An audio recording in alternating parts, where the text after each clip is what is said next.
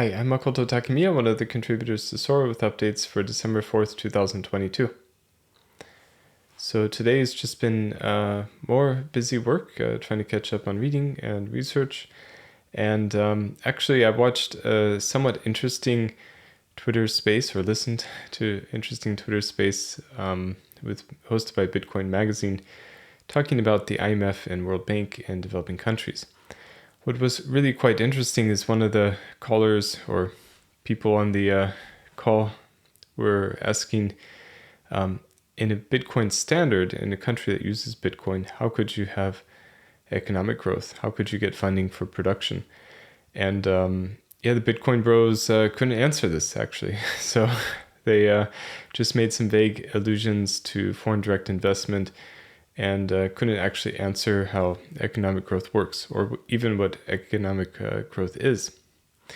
So this is quite important to understand, actually, because economics has the ability to really help humanity, but only if you use economic knowledge precisely. You can't just think in vague terms, and also you have to live in the real world. You can't focus on a theoretical framework, but you have to focus on how reality actually works. So economic growth is really just a accounting method. So there is no growth because matter cannot be created or destroyed. But as Richard Werner discussed in the Sora Economic Forum, for those of you who watched the video. But it is helpful to think about change in the output of a country. So really increase or even decrease in goods and services produced in the country are very interesting to look at, because it is human output that drives humanity forward and gives us new technology, gives us new things that we can use and are useful. So a change in the output in new goods and services, for example, in a country is economic growth. And so you have to kind of get money from somewhere to be able to create new goods and services, because there is capital expenditure that's needed on things like research and creating some kind of product or service.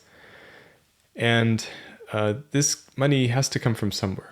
So in Fisher's equation of exchange, MV equals PY, you have the monetary base, and there's different monetary aggregates you can look at, but typically you would, for it to be useful, you should think about the entire circulating purchasing power of a given currency in an economy, multiplied by the velocity, which is really how fast this money moves, or this purchasing power moves through an economy.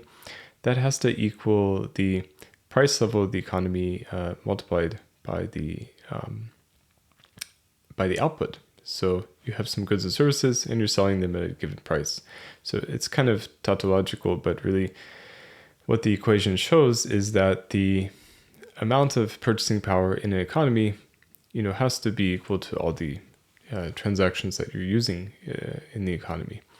And this is interesting relating to economic growth, because you can actually see that economic growth, or output Y here, economic growth would be change in Y in the positive.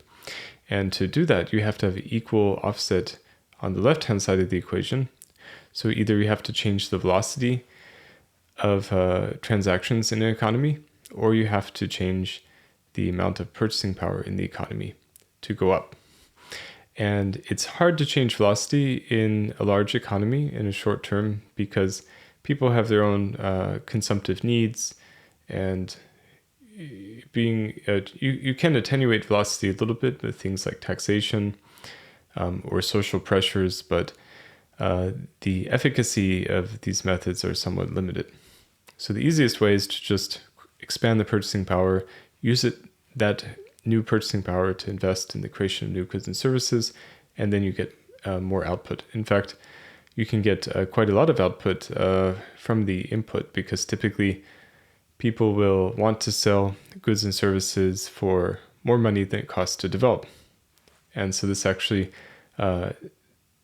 does have an effect on potentially on the price level as well. So that if you have a lot more output, that would potentially lower the prices and give you more purchasing power for a given currency.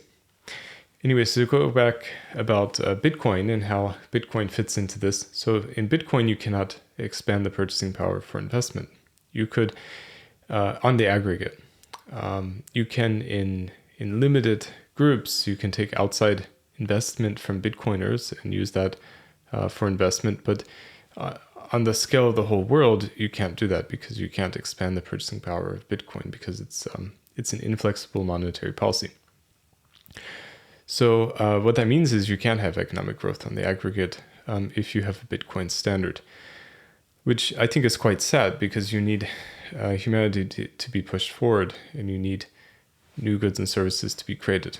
And that's really why we created Sora, we being all of you, the ecosystem, because we believe that humanity should be pushed forward and that we need to have new goods and services and that we need to have new technology and we should go beyond this small rock in space and go to other rocks in space. And Sora allows people who want to produce some goods and services to be able to get a grant and new tokens to create these. So we don't mint Zor anymore. Instead, XST tokens can be created and allocated to productive uses. And this is linked to the Zor economy because there's a Zor XST liquidity pool on PokerSwap, and also XST is a reserve asset of Zor in the token bonding curve. So when Zor is at the token bonding curve price level, you could trade XST into the token bonding curve, making it protocol-owned liquidity. But we're not there yet. So how do we get there? We have to build up the user base of Sora, and we have to really expand the size of the economy because it's too small. We have very few products. We have PokerSwap, maybe Demeter, Ceres, Noir, in the future Adar. Maybe there's some Makotopian NFTs, but in the future we need to expand this. Maybe there's some Umia NFTs too. I don't know what their plans are, but I assume they're doing some new things as well. So we can expand into the many more goods and services in the Sora economy, and this will make it easier to be able to fund new initiatives in the ecosystem, and that could even expand to funding infrastructural projects that countries need to expand their economy as well. So the whole point of all this is really to create a new world economic system that's an alternative to the current debt-based fiat system that we have now, but also a rational economic alternative to something like Bitcoin that doesn't have monetary policy. So you have to be very precise when you think about economics, and you have to think through exactly, even mathematically, how things will work in the real world, and not just kind of, say, hey, let's just use Bitcoin, and it's not owned by the evil bankers, so maybe things will just work out.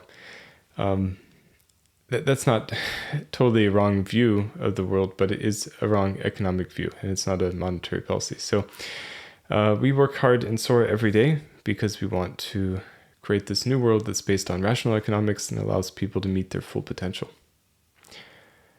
And with that, I've got some daily network stats. In the last 24 hours, there are 479 transactions on the Sora network, 193 of which were swaps.